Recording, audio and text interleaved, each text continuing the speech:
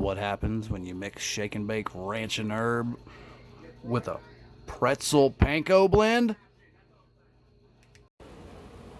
Oh, look at that pretzel crusted ranch and herb chicken.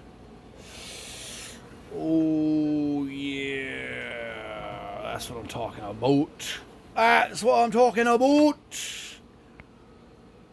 Yo! It was extraordinarily easy, by the way. All we did was take some chicken. You got to wet it so that the stuff sticks to it. I mixed these two together, shook them around, put them in the pan, and then all the extra I just put on top and kind of patted in there. And yeah, cooked it on 400 for 45 minutes, or you do 350 for an hour, whatever you want to do. I put, as you can see in the tray there, I put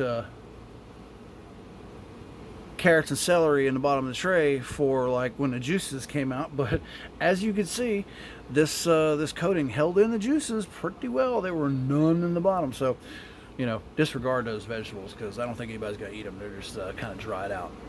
But yeah, hopefully maybe the chicken absorbed a little bit of the flavor. We're gonna put some cheddar, sour cream, and chive mashed potatoes with it. Some baked beans. Oh yeah, it's gonna be good. Don't be hating on the shake and bake now.